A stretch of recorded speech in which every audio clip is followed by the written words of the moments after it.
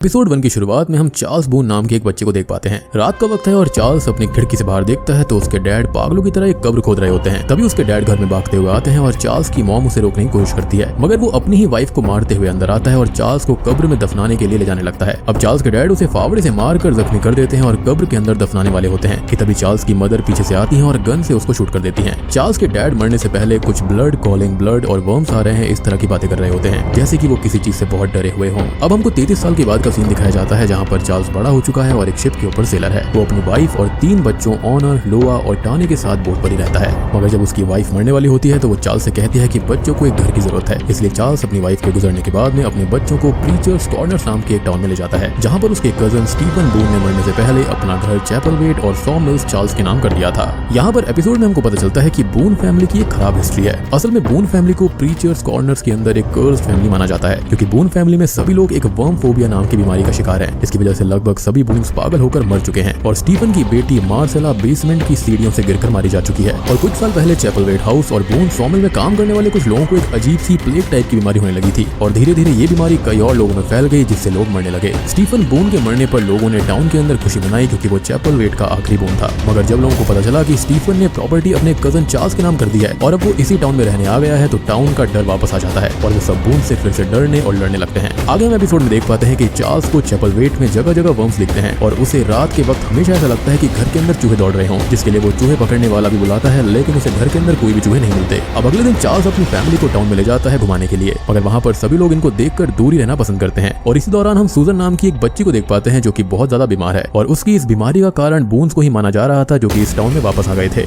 खैर इसके बाद में हम रेबेका नाम की एक लेडी को देखते हैं जो कि चार्ल्स के यहाँ पर गवर्नेंस का काम लेने आती है ताकि चार्ल्स की गैर हाजिरी में वो बच्चों को संभाल पाए। लेकिन रेबेका चार्ल्स के यहाँ गवर्नेंस का काम करने के लिए एक मकसद से आई है। रेबेका असल में एक फिक्शन राइटर है और वो करीब से बून फैमिली और चैपलवेट के राज को जानना चाहती है ताकि वो एक सनसनी भरी कहानी को लिख पाए। फिर हम चार्ल्स को देख पाते हैं जो कि थोड़ा समाज में घुलने मिलने के लिए अपनी फैमिली को लेकर चर्च के अंदर जाता है, लेकिन जो वहाँ के लोग होते हैं वो चार्ल्स और उसकी फैमिली को बेइज्जत करके चर्च से बाहर निकाल देते हैं। फिर आगे हम सूजन के फादर को देख पाते हैं जिसे सॉमिल के वर्कर्स चढ़ा देते हैं और कहते हैं कि उसकी बेटी की बीमारी का कारण बून्स हैं, इसलिए जाओ और उनको मार दो। और रात के वक्त वो आदमी ढेर सारा लैंप ऑयल लेकर चैपलवेट को जलाने के लिए चला जाता है, लेकिन तभी रास्ते में हम देख पाते हैं कि उसे एक अनजान आदमी जान से मार देता है और उसी के लैंप ऑयल से उसको जला देता है। और ये काफी खतरनाक चीज थी, जिसके साथ में एपिसोड 1 यहीं पर खत्म हो जाता है।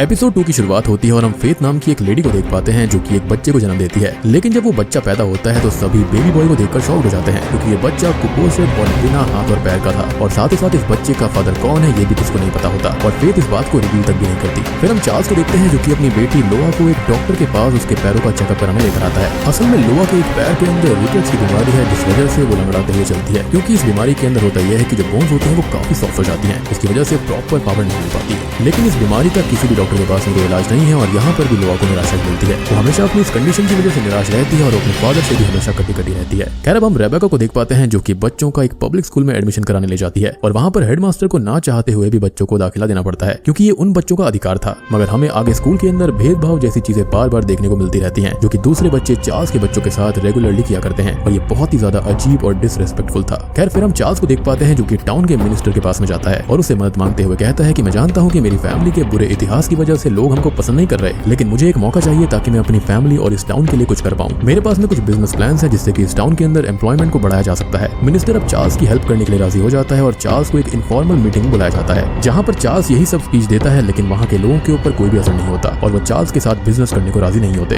अब सीन चेंज होता है और हम बीमार सूजन को देख पाते हैं जो कि आधी रात के वक्त स्लीप वॉकिंग करते हुए चैपलवेट में आ जाती है और वो बस एक ही बात कहती रहती है कि can you help me find पापा। इसके बाद में रेबेका रात के ही वक्त सूजन को उसके घर छोड़ने आती है। फिर हम दिन के वक्त चार्ल्स को देख पाते हैं जो कि शेव कर रहा होता है, तभी उसको ऐसा लगता है कि उसके नाक के अंदर कुछ रेंग रहा है और जब वो उसे बाहर निकालता है तो एक वर्म होता है और फिर उसे ऐसा लगता है कि उसके सर में ढेर सारे कीड़े हैं और वो ब्लेड से अपने ही मुंह को काटने लगता है उन्हें बाहर निकालने के लिए। मगर थोड़ी देर के बाद में चार्ल्स एकदम से होश में आ जाता है और उसको पता चलता है कि ये सब एक हेलुसिनेशन था और इससे हम ये जान पाते हैं कि चार्ल्स को भी वही खानदानी वर्म फोबिया की बीमारी है। अब हम हैलोवीन के दिन को देख पाते हैं और चार्ल्स अपने बच्चों को टाउन ले जाता है ट्रिक और ट्रीट के लिए, मगर वहाँ भी कोई चार्ल्स के बच्चों को कैंडी तक नहीं देता। और दूसरी तरफ हम सूजन को देख पाते हैं जो कि अपनी आखिरी सांसें गिन रही है और और मरने से पहले वो ये कह जाती है कि उसने स्टीफन बून को देखा है और उसके मरते ही उसकी मॉम बाहर आकर हंगामा कर देती है और सबको बताती है कि उसकी बेटी का मर्डरर स्टीफन बून है और वो जिंदा है। और इस बात को सुनकर लोग चार्ल्स बून को मारने आगे बढ़ने लगते हैं, मगर कांस्टेबल वहां पर आ जाता है और उसको बचा लेता है। और स्टीफन बून का जिंदा होना बहुत ही वियर्ड था क्योंकि वो तो मारा जा चुका था। अब चार्ल्स यहाँ पर बुरी तरह से बौखलाया हुआ था और वो घर से बाहर आता है और स्टीफन बून की कब्र को खोदने लगता है उसकी बॉडी को चेक करने के लिए। और कॉफिन को खोलते ही चार्ल्स को बहुत बड़ा धक्का लगता है क्योंकि कॉफिन खाली होता है, वहां पर स्टीफन बून की कोई भी लाश नहीं थी। और इस बात से अब उसे भी शक होने लगता है कि शायद स्टीफन कभी मरा ही नहीं था। और इसी के साथ में एपिसोड 2 यहीं पर खत्म हो जाता है।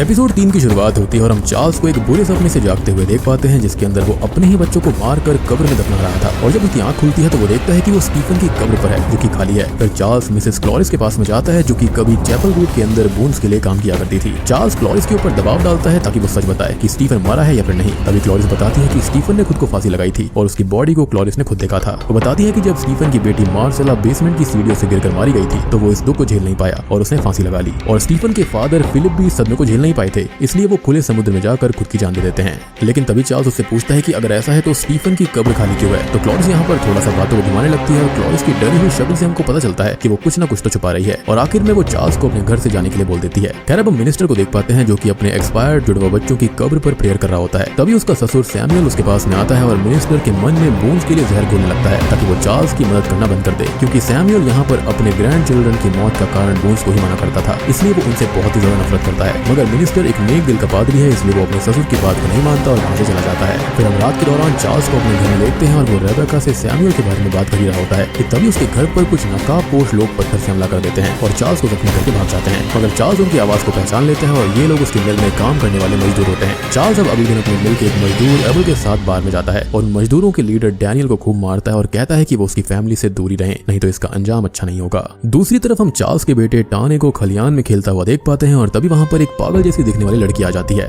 इस लड़की का कोई नाम नहीं है और इसको हम एप्पल गर्ल के नाम से भी बुला सकते हैं क्योंकि इसे हम सीरीज में कई बार एप्पल खाते हुए देखते हैं। ये लड़की टाने के पास में आती है और उसे एक किताब ढूंढने के लिए कहती है और साथ ही साथ वो उसको डार्क गॉड के बारे में ज्ञान देती है जो कि एक सुप्रीम गॉड है। फिर जब चार्ल्स घर पर आता है तो टाने उसे स्ट्रेंज गर्ल के बारे में बताता है और ये भी बोलता है कि वो लड़की किसी किताब को ढूंढने के लिए कह रही थी और वो लड़की जाते वक्त टाने को एक एप्पल देकर भी जाती है जिसके अंदर ढेर सारे बॉम्ब्स थे। अब ये सब सुनने के बाद में चार्ल्स शॉक्ड हो जाता है क्योंकि एप्पल के ऊपर कोई भी बॉम्ब्स नहीं थे और उसको पता चल जाता है कि उसके बेटे को भी बॉम्ब फोबिया है और इस बात से वो बहुत दुखी हो जाता है। अब यहाँ पर ध्यान देने वाली बात यह है कि ये जो एप्पल गर्ल है ये चार्ल्स से पहले भी मिल चुकी है और उसने उस टाइम भी चार्ल्स को किताब ढूंढने के लिए कहा था और इससे हमको पता चलता है कि ये जो भी किताब है वो बहुत ही ज्यादा खास है। और इसी के साथ में ये एपिसोड यहीं पर खत्म हो जाता है। अब एपिसोड 4 की शुरुआत होती है और हम टाने को देख पाते हैं जिसने खलियान में एक सुरंग को ढूंढा है और ये कहाँ जाती है ये अभी किसी को भी नहीं पता। चार्ल्स एक गन लेकर सुरंग के अंदर चेक करने जाता है और उसे वहाँ पर जो मिलता है वो बहुत ही शॉकिंग होता है। सुरंग सीधा चैपल वेट में जाती है और वहाँ पर वो घर के दीवार के बीच वाले गैप से कनेक्टेड है। इन गैप्स को एक्सप्लोर करते हुए चार्ल्स को वहाँ पर एक रूम मिलता है जिसके बारे में अभी तक वो जानता भी नहीं था। उस रूम के अंदर उसे कई सारे इंसानों के कंकाल मिलते हैं और अब जाकर चार्ल्स कंफर्म हो जाता है कि स्टीफन मरा नहीं है और जो रात को दीवारों के अंदर से आवाजें आती हैं वो चूहों की नहीं बल्कि स्टीफन के चलने की है। फिर चार्ल्स एक प्लान बनाता है कि आज रात वो रूम में छुपकर स्टीफन का इंतजार करेगा और जब वो घर में आएगा तो वो उसको शूट कर देगा, यानी कि वो अपने ही कजन को शूट करने वाला था क्योंकि चार्ल्स को ऐसा लगता है कि स्टीफन की वजह से ही उसको ये सब झेलना पड़ रहा है। खैर यहाँ पर साथ ही साथ रेबेका को टाउन में वो भेज देता है कांस्टेबल को इन सब सिचुएशन के बारे में आगाह करने के लिए। रेबेका टाउन के अंदर जाती है और जब वो कांस्टेबल के घर के अंदर जाती है तो वहाँ पर कांस्टेबल नहीं होता और घर के अंदर बहुत ही शांति होती है। रेबेका कांस्टेबल की वाइफ मैरी को ढूंढने के लिए उसके रूम में जाती है और ये देखती है कि वहाँ पर मैरी के पीछे कोई छुपा हुआ था। अब रेबेका को देखते ही वो आदमी वहाँ से निकलकर भागने लगता है और रेबेका उसका पीछा करती है और जब वो उसका चेहरा देखती है तो वो शॉक हो जाती है और ये आदमी कोई और नहीं बल्कि स्टीफन का पिता फिलिप बून है। जी हाँ, यानी कि स्टीफन के साथ साथ उसका पिता भी जिंदा है। रेबेका वापस भाग कर आती है और कांस्टेबल को बताती है कि उसकी वाइफ मैरी पर फिलिप बून ने अटैक किया था और फिर वो अपनी मॉम को भी फिलिप के बारे में अलर्ट कर देती है। फिर हम चैपल वेट को देख पाते हैं और रात के वक्त वहाँ पर शॉकिंगली स्टीफन आता है, मगर इस बार वो सुरंग के अंदर नहीं सीधा घर के अंदर लोआ के पास में जाता है। लोआ एक निराश लड़की है जो कि अपने पापा से ज्यादा खुश नहीं है। स्टीफन अब लोआ के माइंड को मैनिपुलेट करने लगता है और वो कहता है कि वो उसकी बीमारी को ठीक कर सकता है और साथ ही साथ वो उसे उसकी मरी हुई मां से भी मिलवा सकता है। स्टीफन और लोआ के बीच ये सब बात चार्ल्स को भी सुनाई दे रही होती है और वो जल्दी से सुरंग के जरिए वहां तक पहुंच जाता है और स्टीफन को गन पॉइंट पर रख लेता है। स्टीफन यहाँ पर एक आम आदमी की तरह नहीं दिख रहा था, उसकी शक्ल का रंग बहुत ही अजीब था और उसके 2 बड़े बड़े दांत होते हैं। चार्ल्स स्टीफन को मारने आगे बढ़ता है तो स्टीफन भागते हुए कहता है कि फाइंड द बुक और फिर चार्ल्स गोली चला देता है। स्टीफन यहाँ पर खिड़की से गिर जाता है और सबको लगता है कि वो मारा गया, लेकिन तभी शॉकिंगली गोली लगने के बावजूद भी वो थोड़ी ही देर में उठकर वहां से भाग जाता है। इससे यहाँ पर एक चीज को पता चलती है कि स्टीफन इंसान नहीं है, वो कुछ और ही बन चुका है। क्योंकि उसके ऊपर गोली का कोई भी असर नहीं हुआ है। और फिर कुछ देर के बाद में चार्ल्स के घर पर एप्पल गर्ल अपने जैसे कुछ और लोगों को लेकर आती है और वो कहती है कि जेरूसलम लॉर्ड में याकूब ने तुमको बुलाया है, और साथ ही साथ वो उसके घर के सामने सेक्रीफाइस का एक नमूना दिखाती है। इसके अंदर उसके इशारे पर एक लड़की हंसते हुए अपने गले को काट देती है, जो कि बहुत ही शॉकिंग और डिस्टर्बिंग था। और इसी के साथ में एपिसोड 4 का भी यहीं पर अंत हो जाता है। अब एपिसोड 5 की शुरुआत में हमें पास्ट की कुछ झलकियां दिखाई जाती हैं। हम 1780 का साल देखते हैं, जिसके अंदर हमको चार्ल्स के परदादा को चर्च के अंदर दिखाया जाता है। चार्ल्स के परदादा के पास वही किताब है जिसके बारे में हम सीरीज में बहुत देर से सुन रहे हैं। चार्ल्स के परदादा का दिमाग बिल्कुल करप्ट हो चुका है और उन्होंने 10 से 15 लोगों को चर्च में ही जान से मार दिया है। चार्ल्स की दादी 2 कांस्टेबल के साथ चर्च के अंदर आती हैं और खून खराबा रोकने के लिए अपने फादर को ही मरवा देती हैं। खैर अब मूवी वापस से प्रेजेंट टाइम में आती है और हम चार्ल्स को देखते हैं जो कि एबल के साथ जेरूसलम लौट जाता है और बच्चों को रेबेका के घर भेज देता है। जेरूसलम लॉर्ड्स पहुंचने पर चार्ल्स देखता है कि वहां पर बहुत सारे याकूब के फॉलोअर्स हैं जो कि एप्पल गर्ल की तरह ही साइको दिख रहे हैं। फिर एप्पल गर्ल चार्ल्स को याकूब के रूम में लेकर जाती है और यहाँ का नजारा वास्तव में डरावना होता है। रूम के अंदर 2 लोगों को जख्मी कर उल्टा लटकाया गया होता है और उनकी बॉडी से निकलते हुए खून को एक बकेट के अंदर स्टोर किया जा रहा था। थोड़ा आगे बढ़ने पर चार्ल्स को याकूब दिखाई देता है और यहाँ पर पता चलता है कि वो कोई आम इंसान नहीं है बल्कि एक वैम्पायर है जिसको अनडेड भी कहा जा सकता है। फिर यहाँ पर हमें याकूब द्वारा ये पता चलता है कि चार्ल्स की फैमिली को वर्म फोबिया नहीं है। असल में चार्ल्स के परदादा ने द वर्म्स मिस्ट्रीज या फिर the mysteries of the worm या फिर बुक ऑफ द वर्म्स में अपने खून से निशान लगाया था,